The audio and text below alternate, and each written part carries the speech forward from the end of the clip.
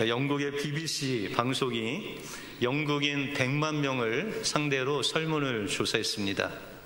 그 설문의 내용은 영국 역사상 가장 위대한 지도자가 누구인가라는 설문조사였습니다. 1위를 차지한 사람은 윈스턴 처칠이었습니다. 그런데 그의 학창 시절의 생활 기록부를 보면 그렇게 존경할 만한 글이 써 있지 않습니다. 그 생활 기록부에 이렇게 써 있습니다. 품행이 나쁘고 믿을 수 없는 아이, 희망이 전혀 없으며 다른 아이들과 싸움질만 일삼는 문제아. 성적도 별로 안 좋아서 삼수 끝에 육군사관학교에 입학을 했습니다. 그런데 그는 영국 전 역사를 거쳐서 가장 존경받는 사람이 되었습니다. 그 결과가 어디서 나왔을까요? 처칠은 하나님을 경외하는 철저한 믿음의 사람이었습니다. 그리고 그는 기도의 사람이었습니다. 전쟁터나 국회에서 그는 늘 사람 앞에서가 아니라 하나님 앞에서 머리를 숙이고 늘 어려울 때마다 하나님의 도우심을 구하는 그런 지도자였습니다. 이러한 믿음을 통해서 처칠이라는 위대한 지도자가 나오게 되었다라는 것이죠. 여러분들, 행복이라는 단어는 영어로 두 가지가 있습니다. 하나는 여러분이 잘 아시는 해피, 행복입니다. 근데 또 하나의 단어는 블레싱이라는 단어입니다. 근데 이 해피라는 것은 어떠한 사건을 통해서, 어떤 일을 통해서 여러분들이 아주 좋아하는 것들을 통해서 그것을 통해서 행복을 얻는 것, 그것이 해피입니다. 근데 이 블레싱은 주님의 그 십자가를 통해서, 주님의 보혈을 통해서 하나님과의 관계가 회복되면서 하나님이 주시는 평강과 기쁨에서 오는 그 행복이 바로 블레싱이다.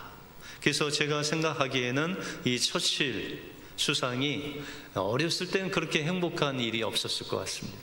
해피하지 않았습니다. 그런데 그가 이제 자라면 자랄수록 하나님과 깊은 교제 속에 이 블레싱의 행복을 누리면서 사람들에게 행복을 나눠주고 또한 행복을 누리는 귀한 지도자가 되었다라는 것이죠. 그러므로 우리의 삶 속에서도 해피한 일이 늘 있는 것은 아니죠. 그런데 이 블레싱의 축복은 우리가 늘 주님 안에 있으면 우리에게 그 보혈로 인해서 하나님 안에서 주는 기쁨과 행복이 넘칠 수 있다. 그러므로 사순절 기간 동안 하나님께서 주시는 해피뿐만 아니라 이 블레싱의 복을 누리시는 여러분들의 삶이 되시길 주님의 이름으로 축원드립니다. 오늘 본문을 통해서 우리는 블레싱의 복을 받기 위해서 어떻게 하나님과 올바른 관계를 맺어야 되고 또 이 관계를 통해서 하나님이 주시는 블레싱의 이 축복이 무엇인지 오늘 본문을 통해서 살펴보겠습니다. 먼저 우리는 심령이 가난한 자가 될 때 하나님이 주시는 이 블레싱의 복을 받을 수 있습니다. 예수님은 마귀의 시험을 기록된 말씀으로 이기신 후에 이제 오늘 이 산상수훈의 말씀을 전하고 있습니다. 이 산상수훈을 받는 대상이 누굴까요? 오늘 1절에 보시면 예수께서 무리를 보시고 산에 올라가 앉으시니 제자들이 나왔다라고 말씀하고 있습니다. 그러므로 이 산상수훈의 이제 청중은 믿지 않는 자, 무리이기보다는 예수님을 믿고 따르는 예수님의 제자에게 말씀하신 것이, 천국 백성에게 말씀하신 것이 바로 이 산상수훈이다 라고 그렇게 말씀하고 있습니다. 우리가 2절에 보시면 입을 열어 가르쳐 이르시되 라고 말씀하고 있습니다. 여러분들, 예수님께서 첫 번째 마귀의 시험에 대해서 뭐라고 말씀하셨죠? 사람이 떡으로만 살 것이 아니요 하나님의 입으로부터 나오는 모든 말씀으로 살 것이다. 암송 구절이었죠. 그래서 2절에 보시면 입을 열어 가르쳐 이르시되, 다시 말해서 예수님의 입으로 나오는 그 하나님의 말씀이 지금 선포되고 있다. 그러면 우리는 무엇으로 살아야 돼요? 이 예수님께서 입으로 말씀하신 이 말씀으로 우리가 살 때 우리에게 하나님의 놀라운 축복이 임한다라는 것이죠. 그래서 팔복 중에 첫 번째 오늘 말씀을 나눌 텐데요. 3절에 보시면 같이 한번 읽어볼까요? 3절 시작. 심령이 가난한 자는 복이 있나니 천국이 그들의 것임이요 라고 말씀하고 있습니다.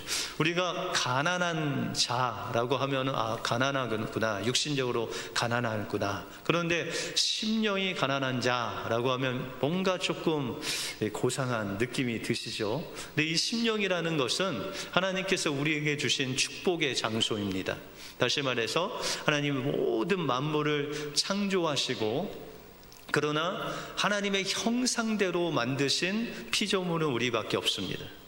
그래서 하나님께서 우리를 흙으로 만드신 다음에 하나님의 생기를 불어넣으시니 우리가 생영이 됐다. 살아있는 영, 이 심령을 가진, 영혼을 가진 하나님의 형상을 닮은 존재가 되었다. 그래서 우리의 이 영이 바로 심령이다라는 것이죠. 그래서 영적으로 가난한 자가 복이 있다. 누가복음에는 이 영적인 심령이라는 단어 없이 가난한 자가 복이 있다 이렇게 말씀하고 있어요. 그래서 우리가 하나님 앞에 육신적으로 또한 심령적으로 가난할 때 하나님께서 우리에게 축복을 하신다라는 것이죠. 그런데 이 존 메가더 목사님은 이 가난한 자라고 했을 때 가난에도 두 가지가 있다 그렇게 말씀합니다. 첫 번째는 절대적인 가난이 있다. 이 절대적인 가난은 오늘 하루 이 시간에 누가 나를 먹을 것을 주지 않으면 우리가 굶을 수밖에 없는, 또 생명이 위태할 수밖에 없는, 하나님이 도와주시지 않으면 한시도 살 수 없는 그런 급박한 상황 속에 살아가는 절대적인 가난 속에 있는 사람이 있고, 두 번째는 상대적인 가난에 있는 사람이 있다라는 것이죠. 살 집도 있고 먹을 음식도 있고 차도 있는데 상대방을 딱 보니까 내가 너무 초라해지는 거죠. 난 너무 저 사람에 비해서는 너무 가난하다. 그것이 바로 상대적인 가난이다라는 것이죠. 여러분들 어떻게 가난해요? 부해요? 주님 안에서 부한 자죠.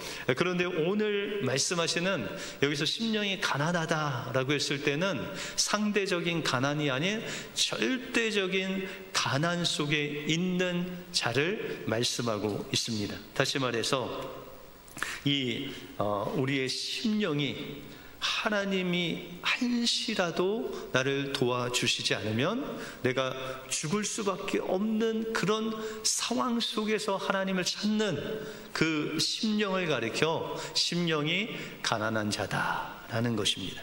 그런데 로이드 존슨이라는 아주 유명한 목사님이 이 심령이 가난한 이 마음은 바로 마음을 완전히 비우는 데서 시작된다라고 그렇게 말씀하고 있습니다. 우리가 경제적으로 말하자면 완전히 파산한 상태, 아무것도 남아있지 없는 상태가 바로 가난한 상태다라는 것이죠. 그래서 성경은 하나님께서 하나님이 사용하시는 자들의 그 심령을 완전히 가난하게, 육신적으로도 완전히 하나님 없이는 살아갈 수 없을 정도로 우리를 인도하실 그때에 하나님께서 우리를 만나 주신다라는 것이죠. 그래서 열왕기하 5장에 보시면 나아만 장군이 나옵니다. 이 나아만 장군은 아람 왕국의 장군이죠. 근데 성경에 보시면은 하나님께서 이 나아만 장군을 사용하셔서 이스라엘을 치셨다 그렇게 말씀하세요. 다시 말해서 이스라엘이 하나님께 우상 숭배하니까 이 나아만 장군을 일으키셔서 이스라엘을 치게 하셨다. 하나님의 도구로 이 나아만을 사용하셨다. 그렇게 말씀하고 있습니다. 그래서 그는 아람 제국의 영웅이고 용사고 그 왕에게 존귀한 자로 존귀함을 받는 그런 사람이었다. 그런데 성경은 거기서 멈추지 않고 그가 나병 환자였다라고 그렇게 말씀하고 있습니다. 지금도 나병에 걸리면 상당히 어렵지만 그 당시만 해도 약이 없었습니다. 이것은 하늘에서 내린 저주의 병으로서 인간의 힘으로는 도저히 고칠 수 없는 병이 바로 문둥병이었다라는 것이죠. 그와 같이 이 나아만에게는 엄청난 영광과 또한 영웅 소리를 듣지만 그 내면은 지금 문둥병으로 그 살이 썩어져 가는 그런 자신의 힘으로는 도저히 할 수 없는 그 병을 앓고 있었다라는 것이죠. 그런데 그 나아만 장군 집에 이스라엘에서 잡혀온 그 여자 아이 종이 장군님, 우리 나라에 가시면 그 병을 고칠 수 있을 텐데, 알고 보니까 이스라엘의 엘리사라는 선지자가 죽은 자도 살리고 또한 엄청난 기적을 행하는 그런 선지자였습니다. 그래서 나아만 장군이 왕을 통해서 이 엘리사를 찾아가죠. 근데 이 엘리사가 웬일인지 나아만에게 나와보지도 않고 요단강에 가서 7번 몸을 씻으라 그럽니다. 이 아람에서 도단이라는 이 엘리사 집까지 오기에는 그냥 걸어서 말로 타도 수십 일이 걸리는 그런 곳을 왔습니다. 그런데 이 도단이라는 엘리사가 있는 곳에서 요단강까지는 또 20마일까지 가야 돼요. 그러니 이 나아만 장군이 늘 대접만 받다가 그런 푸대접을 받으니 얼마나 마음이 상하겠어요.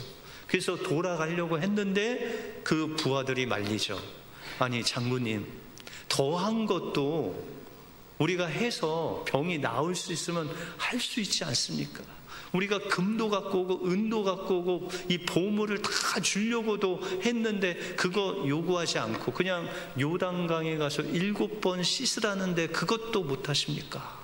그래서 나아만 장군이 자신의 자존심을 다 무너뜨리고 그 마음의 것을 다 내려놓고 그 말씀대로 순종할 때 7번 들어갈 때 나올 때 하나님의 놀라운 역사로 어린아이 그 살과 같이 회복되었다라고 그렇게 말씀하고 있습니다.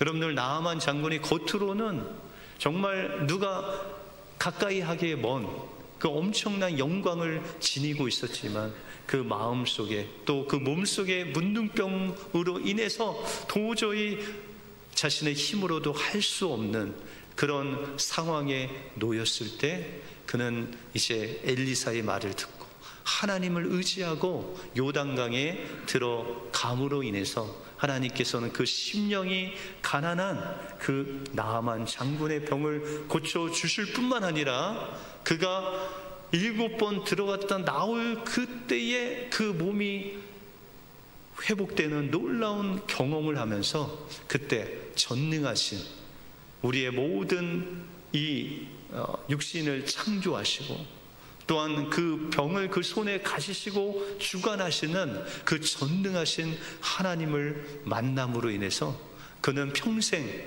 그 하나님을 섬기는 하나님의 놀라운 사람이 된다라는 것입니다. 때때로 우리가 막다른 그런 골목에 하나님께서 우리를 인도하실 때가 있어요. 하나님, 왜 나만 이렇게 어려움이 있습니까? 왜 나만 이런 질병이 있습니까? 그런 막다른 곳에 이를 때 하나님께서는 바로 우리의 심령을 비우기를 원하시고 온전히 하나님을 붙잡게 하기 위해서 우리를 그곳으로 인도하신다라는 것이죠. 가정사역의 유명한 송기록 목사님과 함께 동역을 하시는 목사님이 그가 목회를 하면서 그 신앙의 간증을 글로 써서 그 쓴 제목이 부서지고 깨어지고 라는 제목으로 글을 쓴 글이 있습니다. 소개해드리면 설교만 잘하면 되는 줄 알았습니다. 그러나 삶이 없는 설교는 성도들의 귀만 키우는 것임을 예전에는 미처 몰랐습니다. 기도만 잘하면 되는 줄 알았습니다. 그러나 회개 없는 기도는 교만한 바리새인을 만들어내는 줄을 예전에는 미처 몰랐습니다. 신방만 잘하면 되는 줄 알았습니다. 그러나 아버지의 마음이 없는 신방은 성도들의 가려운 귀만 긁어주는 줄을 예전에는 미처 몰랐습니다. 장소만 좋으면 부흥하는 줄 알았습니다. 그러나 한 영혼을 찾아가는 사랑이 없는 부흥은 나는 너를 도무지 모른다 하시는 주님의 엄중한 심판이 됨을 예전에는 몰랐습니다. 나에게 기도보다 더 귀한 것, 내가 깨어지는 삶이었습니다. 신방보다 더 귀한 건 내가 아버지의 마음을 품는 것이었습니다. 부흥보다 더 귀한 건 내가 한 영혼을 찾아가는 주님의 발걸음이었습니다. 바로 이 고백이 저의 고백이고 또한 여러분들의 고백이 되어야 됩니다. 그러므로 내가 부서지고 깨어지고 나의 마음이 비어지고 온전히 주님만 우리가 붙잡을 때, 다시 말해서 심령이 가난해질 때 주님은 가난해진 여러분들을 찾아오셔서 여러분들을 구원해 주실 뿐만 아니라 그 구원의 기쁨과 또한 블레싱의 축복을 여러분들에게 주실 줄 믿습니다. 이 블레싱의 복이 여러분들의 복이 되시길 주님의 이름으로 축원드립니다. 다음으로 우리가 이 블레싱의 복을 누리기 위해서는 예수님으로 우리 마음을 채워야 됩니다. 우리가 우리 삶 속에서 심령이 가난해지는 그 순간 실패와 좌절과 아픔을 우리가 경험하게 된다라는 것이죠. 여러분들 어떻게 심령이 가난해질 때가 있으세요? 언제가 가난해질 때입니까? 여러분들 아플 때 그런 것 같아요? 건강할 때 그런 것 같아요? 예? 그러면 오늘 성경의 심령이 가난해지려면 어떻게 해야 돼요? 아파야 돼요? 예. 그러면 돈이 많을 때 심령이 가난해지는 것 같아요? 돈이 없을 때 가난해지는 것 같아요? 그러면 어떻게 해야 돼요? 좀 가난해져야 돼요? 돈이 없어야 돼요? 예. 근데 하나님께서는 뭐 이런 물질이 아니더라도 여러분들의 심령이 가난하게 이끌 때가 있다라는 것이죠. 제가 이제 신학교를 졸업하고 전임 전도사 면접을 받으러 어떤 큰 교회에 이제 면접을 보러 갈 때가 있었어요. 근데 그 전날 우리 신대원 이제 동기 형들하고 신나게 놀고 마지막에 사우나를 하고 집에 돌아오는데 약간 느낌이 안 좋았어요. 그리고 그 아침에 일어나니까 온 세상이 노랗게 변해 있었습니다. 그래서 그냥 이게 걷는 건지 하늘에 둥둥 떠가는 건지 모를 정도로, 또 그냥 톡 건드리면 넘어질 정도로 지금 보니까 독감에 걸려서 면접을 하러 갔어요.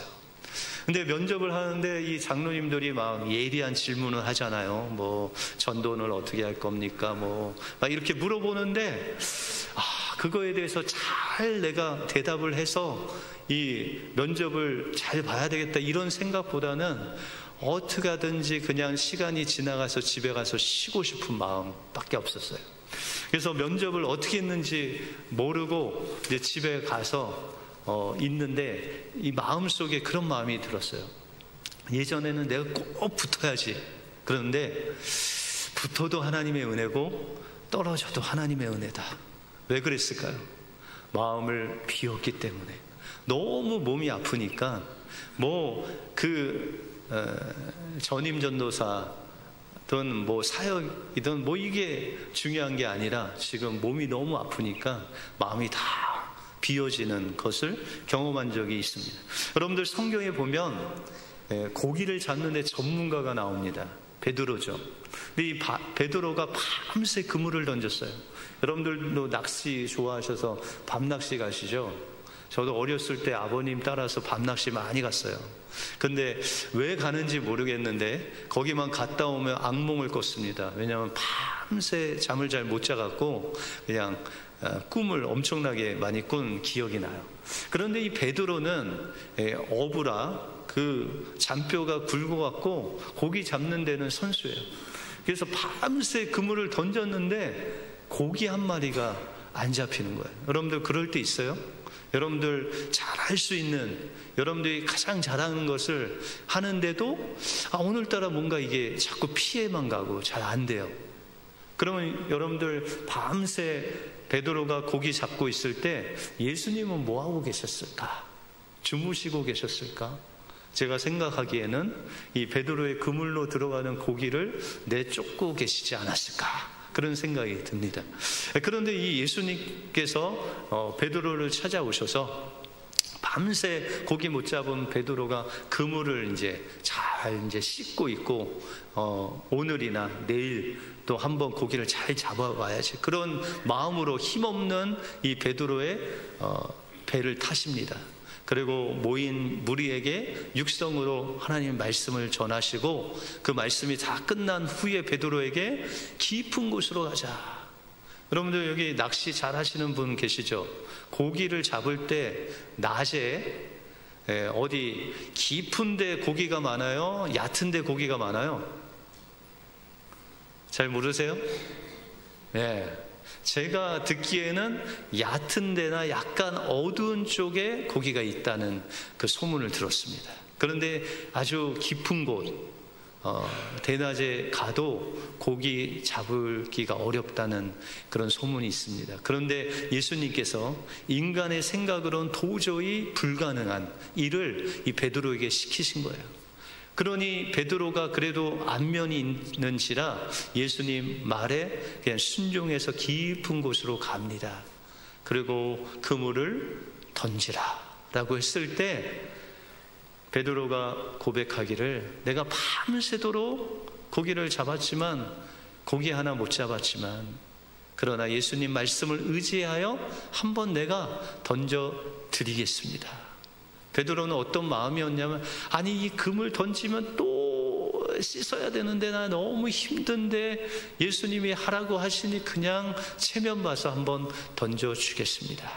그렇게 던진 거예요. 그런데 그물에요, 고기가 들어가는데 거의 찢어질 정도로. 그래서 성경에 보시면은 그와 동업자인 요한과 야고보의 배와 베드로 배가 그냥 꽉 차도록 그렇게 고기가 잡혔다라는 것이죠. 예수님께서는 베드로의 이 심령이 가난해질 때까지 밤새도록 고기를 못 잡게 해주세요. 하나님, 제가 20년 고기 잡았는데 오늘 도저히 제 힘으로 고기 못 잡습니다. 그 이야기가 나올 때까지 고기를 못 잡게 하시고, 그때 하나님께서, 예수님께서 말씀으로 그에게 찾아와 주셔서 그 하나님의 살아계신 그 물고기를 만드시고 또한 그 물고기를 움직이게 하시고 그 바다를 만드신 그 예수님의 말씀을 통해서 고기가 잡히는 놀라운 전능하신 그 하나님을 경험하는 놀라운 은혜를 이 베드로가 경험했다라는 것이죠. 그때 베드로는 어떻게 했을까요? 예수님, 제가 예수님 말씀 의지하여 이 고기 이만큼 잡았으니 한 7대3으로 나눠드리겠습니다. 이렇게 말하지 않았어요. 베드로는 예수님 앞에 무릎을 꿇고, 주여, 저는 죄인입니다. 나를 떠나소서. 여러분들, 베드로가 왜 갑자기 죄인이라고 했을까요? 그가 전능하신 하나님, 거룩하신 하나님, 만물을 창조하시고 그 하늘의 새와 바다의 물고기를 창조하신 그 창조주 하나님이 바로 예수님이라는 것을 깨닫고 나니까 그는 도저히 그 거룩하신 하나님 앞에 서 있을 수가 없어서 자신의 그 죄된 모습을 보고 주님 앞에 무릎으로 꿇고, 주님, 저를 제발 떠나소서. 그때 베드로는 예수님을 만난 것이죠. 여러분들 심령이 가난할 때, 여러분들이 금식하거나 여러분들이 작정하고 기도하거나 하나님의 말씀에 좀 몰두하거나 정말 주님을 갈급한 심령으로 심령이 가난해졌을 때 전능하신 그 하나님께서 여러분들 만나주시는 놀라운 역사가 일어난다라는 것이죠. 그러므로 우리가 사순절을 지나면서 이 심령이 가난해질 수 있도록 우리의 것을 내려놓고 주님께 맡기고 주님 없이는 내가 살 수 없다고 날마다 갈급한 심령으로 나갈 때 주님이 여러분들을 만나 주실 줄 믿습니다. 1963년 초여름 어느 날 송명이라는 시인이 태어났습니다. 근데 무슨 일인지 모르지만 생후 일주일이 지난 저녁에 이 어린 아이가 숨이 멎었습니다. 그래서 급하게 병원에 갔는데 이 일로 인해서 살기는 했으나 뇌성마비 장애우가 되었습니다. 그래서 그가 할 수 있는 것은 숨 쉬는 것, 누워있는 것, 먹는 것 외에는 그가 할 수 있는 것이 아무것도 없었습니다. 그녀는 자신의 운명을 한탄하고 원망과 좌절 가운데 있었습니다. 자기를 낳은 부모를 원망하고 신이 존재한다면 왜 나를 만드셨는지 하나님을 원망했습니다. 그런데 그가 이제 17살 소녀가 되었을 때 하나님께서 그를 찾아오셨습니다. 너는 거룩한 하나님의 형상을 따라 창조된 귀한 존재다. 너의 고통을 기억하고 예수님께서 십자가에 돌아가셨다.